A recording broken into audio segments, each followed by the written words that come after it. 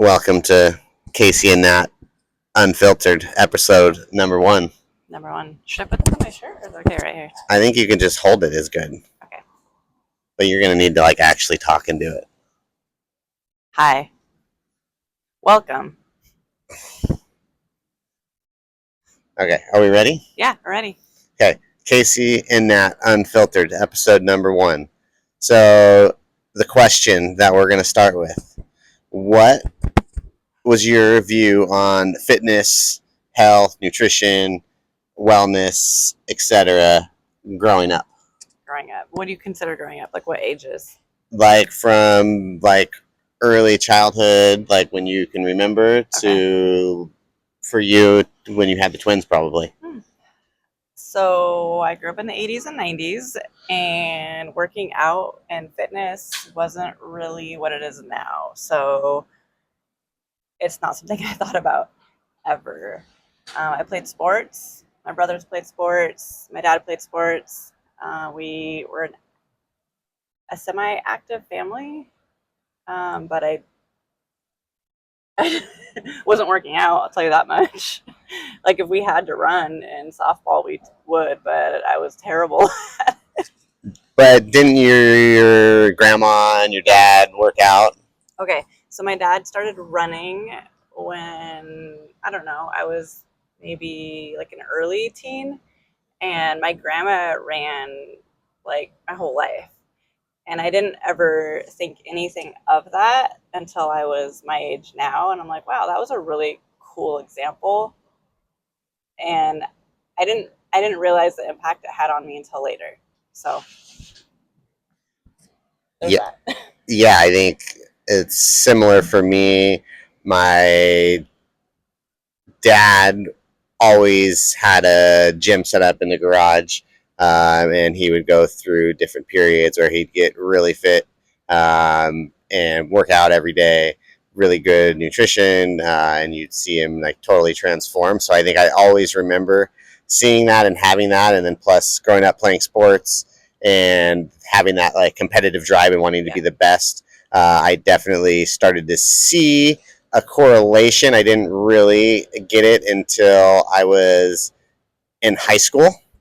And I would say 15, probably just about to turn 16 is when my fitness journey really started. That's when I started working out consistently. My whole life, I was always the youngest and the smallest growing up. So I was always picked on, and I hated losing. Hated it. So when I started lifting weights, I had just finally grown. I went into high school at 5'3", and then I finally grew going into my junior year, and I was 5'9" and 130 pounds. Started lifting weights. Little baby. And started to try to figure out nutrition and all that. And looking back, I laugh at what I thought was great. But it was a really good starting point, and I think that's it made you curious. That's the big lesson. Yeah. So I should backtrack. So fitness was sports basically. So we played sports. My dad was our coach. He was very athletic, but didn't start working out until I was a little bit older because he just was always busy with us, and it wasn't a thing, I should say. I didn't get into any sort of eating well or working out until after I had the twins. I was 15 when I had them, so still relatively young. But I think I was 18 when I started attempting to do anything. So I did this yoga class that was on cable TV at the time, and the twins were 1 to 2, and then I'd go take them for a walk because I couldn't, I had no way of doing anything else, right? I couldn't go to a gym. There wasn't childcare. I had no help, so that was my first dipping my toe into anything health related, and I immediately noticed that I was happier and I was a more patient parent, and I was in a hard situation being alone with the two boys, but being active like definitely changed my day to day. Yeah, and I think that's kind of it. Is like everybody looks at us and has like this preconceived idea that like we've just always been there and like always been perfect, and it's not really the case at all. Like we've had the same journey as most people. We've had to figure it out along the way. Yeah, I was at that point still drinking soda, eating fast food, like doing all of the things that other teenagers are doing. So Yeah, I mean, I think growing up as any kid that grew up in the '80s and into the '90s, it was like microwave meals and soda and McDonald's. fast food. And when I started working out, and I think this is one of the things that I think like really I always come back to. And if my younger training and coach self would have understood this, I would have been way more successful at a way earlier age as a coach. But it took me to start working out consistently and start caring about the numbers that I was hitting in the gym and how I felt and how I looked to start to take it a step further and go like, oh, well, maybe I should stop drinking soda. Like Right. I knew that soda wasn't great, but it took working out for me to stop. I knew that fast food wasn't great, but it took working out for me to stop eating fast food. So for me, I had these big life transformations between like the ages of essentially 15 and 17 when I graduated high school, where I went from not caring about anything and eating whatever was in front of me and just being a normal kid to not going to drink soda. All my friends at lunchtime would be going out to McDonald's or Burger King or Taco Bell, and I would go home and make my meals. And my friends laughed at me like, "Oh, you're not going with us again?" I'd be like, "Oh, if you're going to go to the deli, I'll go with you. But if you're going wherever, I'm not going." Yeah, so you were like still very different from how I was at that age. Like I wasn't. Yeah, but right, like it was like I was trying to feed children. So. we were in very different places. But I think the interesting piece for me, and like even just talking about this now, goes like, oh, like no wonder when people used to walk in the gym and the first thing that I would do is talk to them about nutrition. No wonder they didn't listen. Like I didn't listen either until I started working out. Right. And that is essentially it. Is like you just have to start for people. You do. You just have to start. Can I? Speaking of being a parent, we just have to acknowledge our necklaces. Our 4-year-old just made us these anniversary necklaces. Casey's got this dainty, cute little shell, and I have this epically large necklace. So that's what this is. My daughter thinks that you're a hip hop star. I'm a rapper right now. So okay, let's get back on track. So, I mean, that was important because people were probably like, wondering. What's around their necks? Oh, our stylist. Our stylist. I have those. Our stylist. Okay, so growing up, we were no different than anybody else, and we both kind of had those moments. I think you're like a little different because I became a parent at 15, but very different, but very much the same. Everybody's got their spot. Yeah, I mean, I went from trying to survive and feed myself, feed children, to then starting to get curious. Getting curious is always like the gateway. Working out and then getting curious about, oh, when I eat like this, I feel like this after, or my kids act like this, and that was really what made me start changing little things like maybe I shouldn't drink soda, or maybe I shouldn't be eating McDonald's. Very small things like that. Like when you realize that your kids' diapers smelled terribly.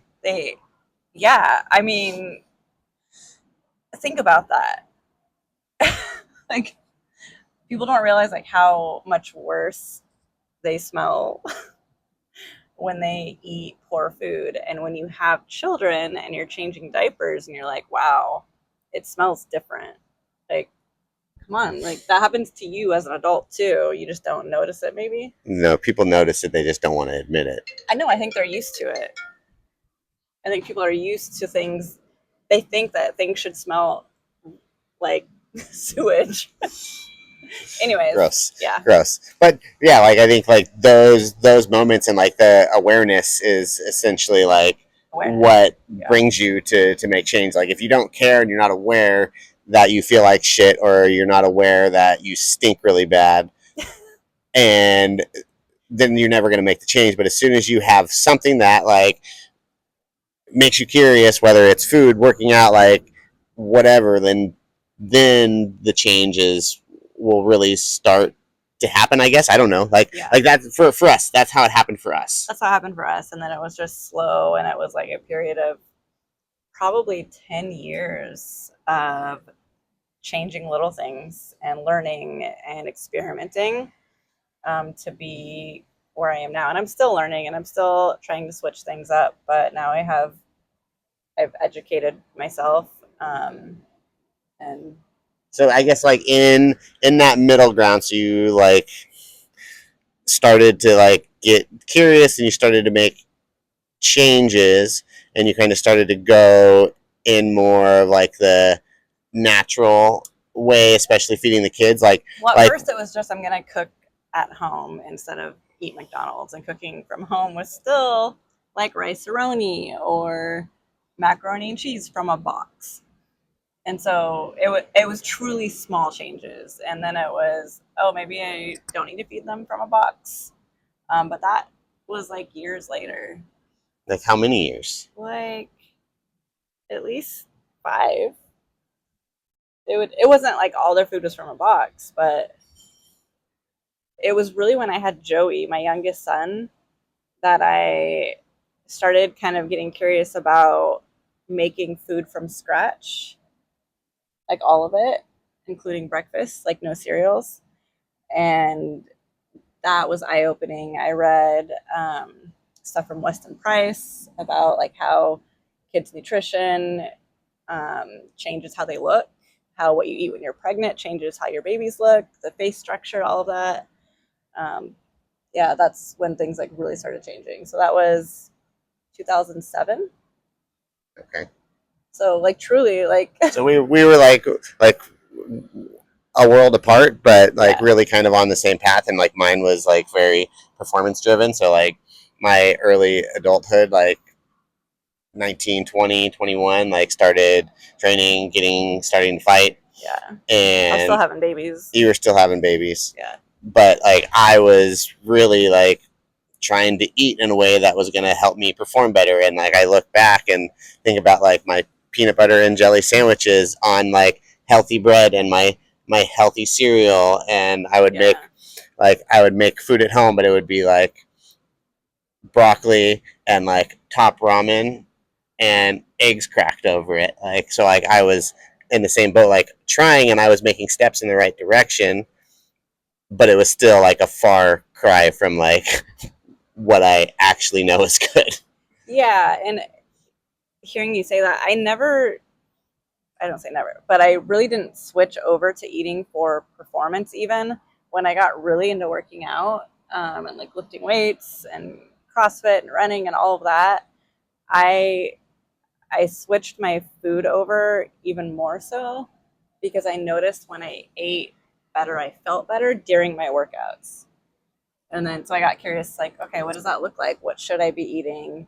And then it turned in, I guess I've always been a little more into the health side of things and like, what do I need to eat to feel better and for longevity?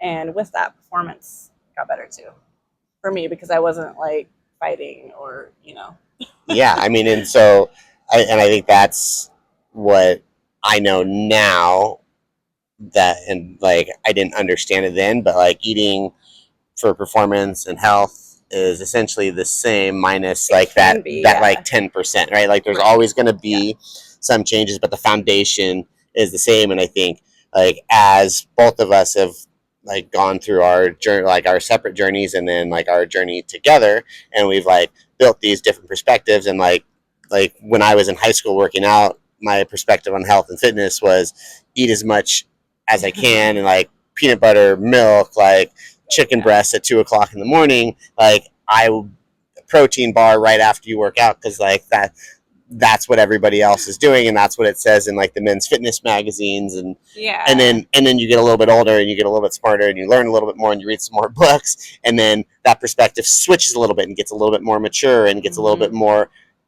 robust and profound, and then 10 years later you look back at that and go like, holy shit, I was so far off the mark, so far like off, but better than you were previously. And I think, and that is like such an, for me, like in the moment it felt like I was like, I was doing all the right things, and I was looking at all the other people that I was training with and that I was fighting against, um, or like training with, and all of those people were like so far behind what I was doing, and it was like I was ahead of my time.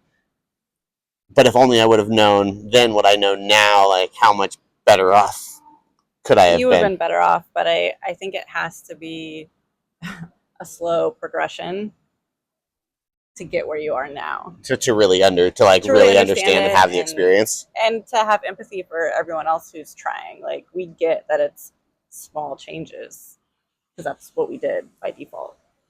Yeah. I mean, we didn't.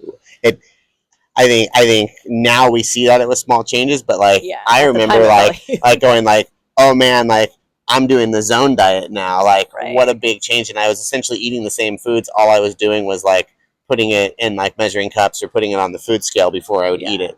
But it was the same things that I was eating. Like I remember like I was literally like weighing and measuring like a peanut butter and jelly sandwich. I could see you doing that. I like, no joke, like every day.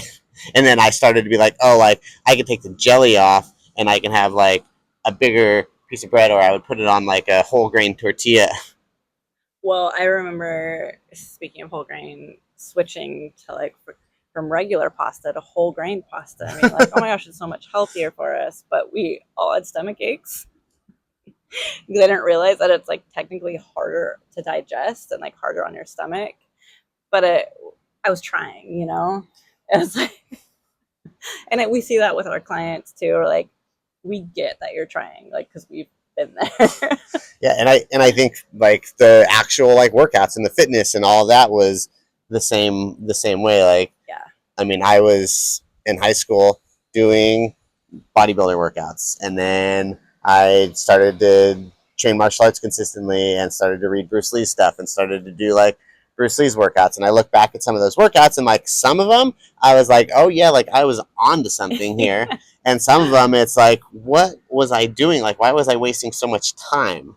Right. And I mean, it's never a waste of time. It's never a waste of time, but there's like, you are now. You could have got so much more out of the same time spent.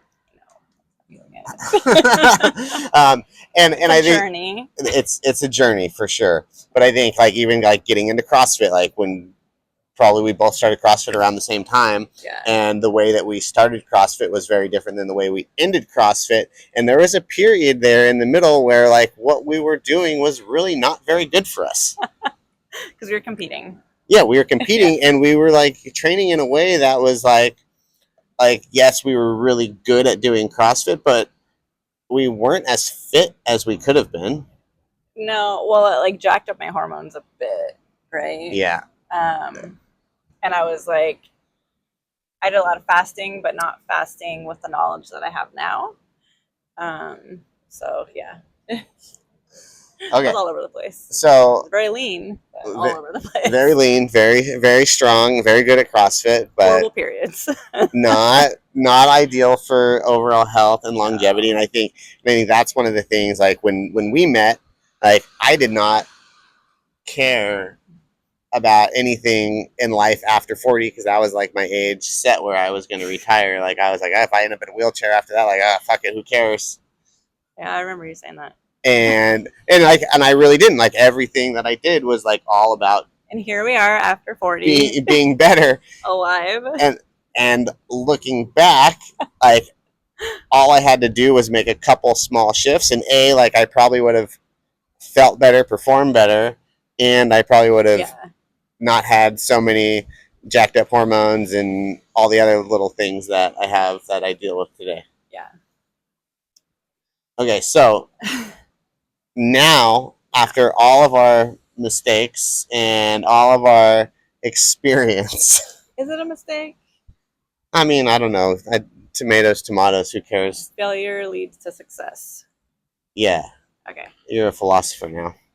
No, it's like something they teach kids in school, so it's pretty basic info. Pretty basic, because schools are really good. That's a different conversation.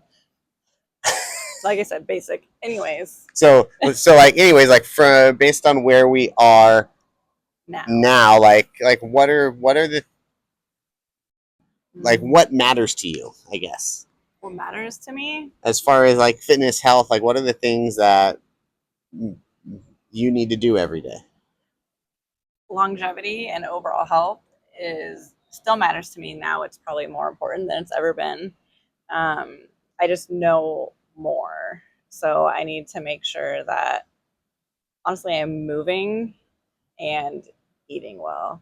And what is? Do you want me to say what eating well means? Yeah, what does it mean to you? I need to get enough protein. I need to make sure that my food is mostly whole foods. What's a whole food? Do I need to describe that? It doesn't have No. a food label, so like for breakfast, we're on a trip right now, so it's easy to have amazing fruit. But for breakfast, I had eggs and fresh fruit. Um, And a bunch of fat in your coffee. yeah, I had coffee with some fat. And yeah, for lunch, I'll have more protein and probably more fruit because that's what we have here. uh, and then what about your workouts?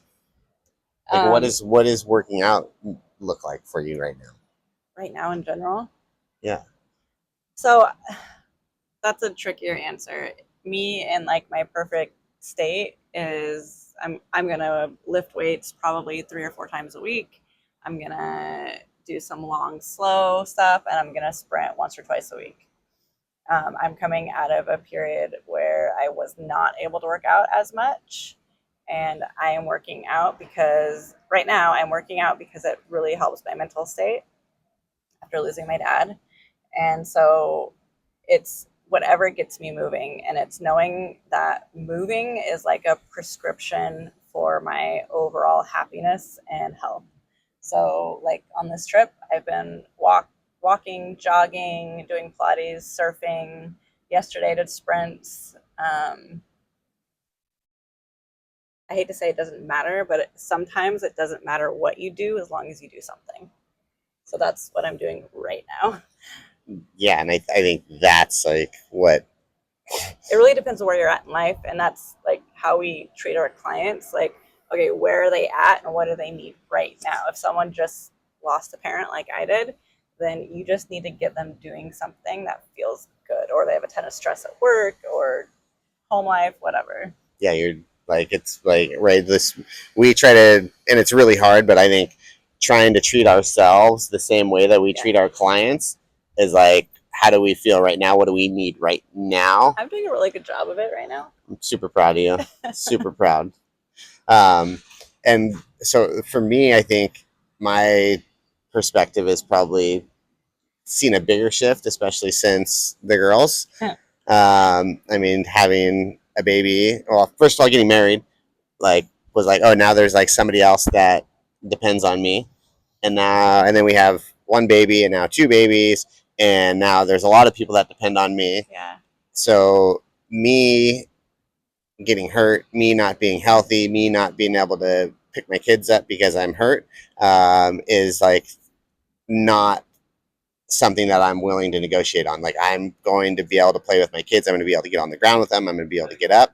Totally. And whether that means like I'm not going to like kill myself in the gym, whether that means like I stopped riding my bike because getting hurt and was a very real possibility, going 40 miles an hour, hitting 50-foot gaps. Like, well, it's no different than having a client who has an occupation where they have to use their arms. Hairdresser is one of them. I'm not going to go crush their arms or like in the CrossFit days, give them tears on their tears hands. on their hands when they have to have their hands in water, things like that. Like, Yeah. I want to be able to pick up my kids. I want to be able to go surfing, so I'm not going to thrash my arms right now. Yeah, I mean, and so I think for me, like, I, in a perfect world, like, I get up every day at 5 a.m. and I run and I lift some weights and maybe do some high intensity stuff a couple days a week. But schedule's been not great. Losing Natalie's dad this year threw a major wrench in our schedule with travel and just all the things. And I think one of the things that it taught me is that it doesn't matter like what I'm doing and when I'm doing it as long as I'm getting it done. Just making sure that like I'm moving in some fashion. Watching my grown twins now get They're, surfboards are going to paddle out and look for lobster. um, so, and then like as far as my workouts right now, like we're on a trip and I think I ran the first day because I needed to like get myself moving and feel good. But other than that, I haven't worked out. I surf a lot and I surf really hard every surf session. But I do get up every morning, and this is like a non-negotiable for me, is to get up every day and go through my morning routine. And it's super simple, but it gets me moving. It gets me feeling good. It kind of centers me and just starts my day, especially being here, like outside, staring at the ocean, going through some basic movement patterns and some stretches. Like I feel set up for success. And when I'm not here, I do the same thing. I try to do it outside. If I can't do it outside because it's cold or raining, I'll do it like at least looking outside through our windows. We live in a beautiful place where we have a great view. If you don't have a great view, you should be looking out your window or going outside every morning. Get your eyeballs looking at the sky, even if there's no sun and it's not clear. It's good for your circadian rhythm. Yeah, eyeballs morning. What she said.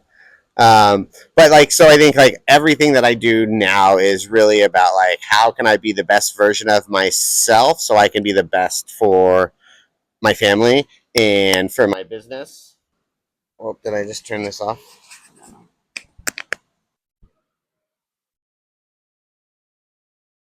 That's fun. We're back. Check, check. Um, so yeah, everything that I do is for them, and not in like a I go serving for them. Like I go serving for myself, so I can be the best that I can be for them later. But yeah, like, you're way better after you surf. I have to take care of myself, and that's like just one of those things. And when the waves aren't good, if I can go to jujitsu, or I can do a little bit longer workout, or I can do something that like gets my endorphins going, and kind of the adrenaline rush is always a good thing for me. I definitely have like the adrenaline junkie mentality, so like all of those things help center me. And like it sounds weird to some people, I guess, but like I need that like big high to let myself come back down to like a normal homeostasis. Here's something that most people can understand. Here it's kind of like a dog, where if you don't take that dog on a few walks a day, they're gonna be impossible to live with. So Casey needs to, like, the equivalent is him going surfing or a bike ride or like something fun and hard. So he's So you think of me like a dog.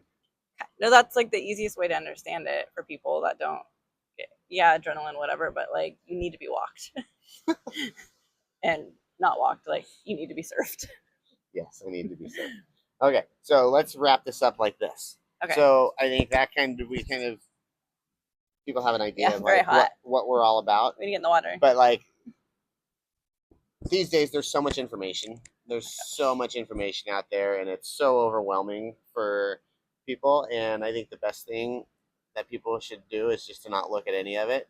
And like if you have access to somebody that can help guide you, like find somebody that can mentor you or guide you or support you through it. And that's ideal because there's people out there that can put you in a really good place and simplify it for you. And if you aren't in a position to do that, like find whether it's us or find somebody else that you trust that That's what I was gonna say. giving you the information that will help you feel good. If somebody's telling you what to do and it feels overwhelming and it feels too much and it feels confusing, like stop listening to them.